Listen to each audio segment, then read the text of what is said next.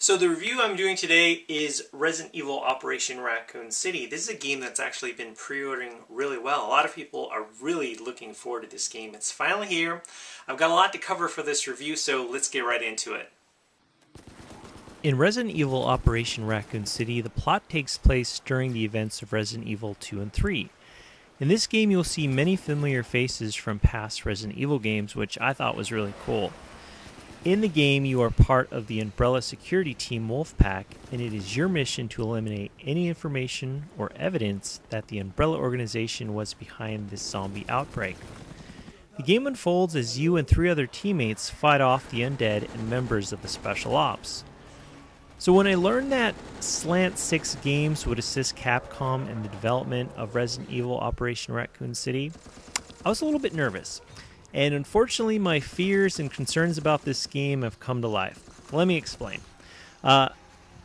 Resident Evil Operation Raccoon City has problems. It's got lots of them. First off, the gameplay mechanics have several issues.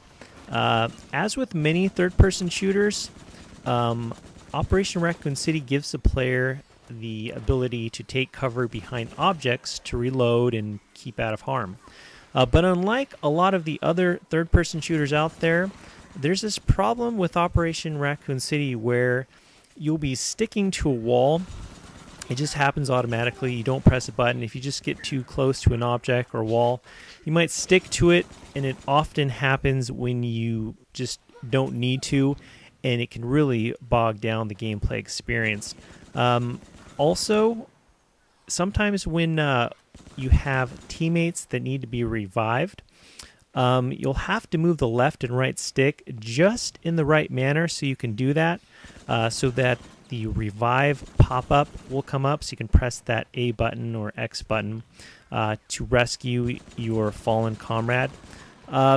This problem with reviving your teammate is a real issue, often because you have waves of enemies coming at you, people shooting at you, and you just want to revive your teammates, but oftentimes just the ground is cluttered with weapons, ammo, and everything else, and you just can't revive your teammates, and that can be a little bit frustrating. The AI is pretty bad. Often your AI teammates will put themselves in danger or make decisions that will cause you real issues and often cause your demise.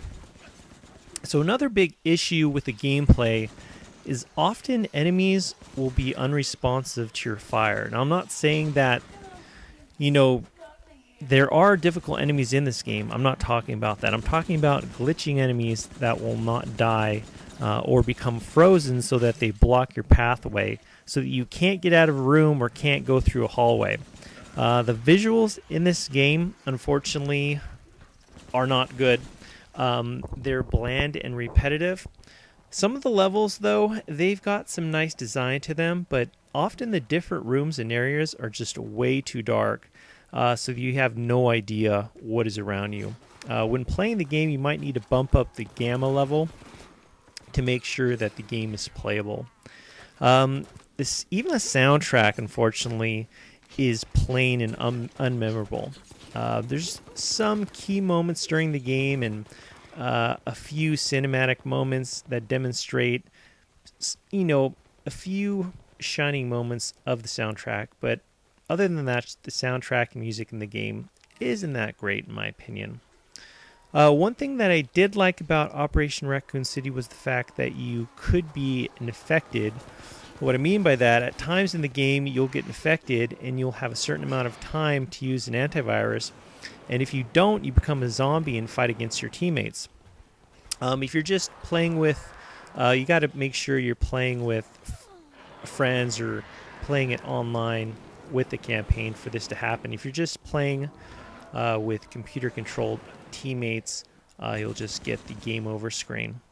Now, I know that Operation Raccoon City is a Resident Evil spin-off, but even as a spin-off, it is poorly executed.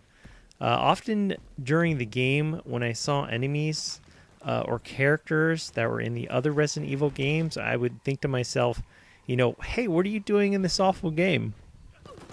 So whether you go online or play the campaign, you will have the chance to level up your character and purchase new weapons, gear, and abilities, which I really thought was a lot of fun.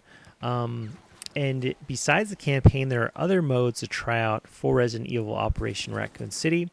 You have the survival mode where you and another team have to reach a helicopter in time to be evacuated. There's also the Heroes mode where you get the chance to play as some of the more famous faces that are found in past Resident Evil games. Also, a 4 versus 4 competitive modes await you. Out of all these, my favorite mode that I had the chance to play was the biohazard mode, and it's essentially a capture mode where you have to collect G virus samples and take them back to your home base. You're competing against another team, and whoever gets the set amount of virus samples wins. And very basic, but I did enjoy that one actually a lot.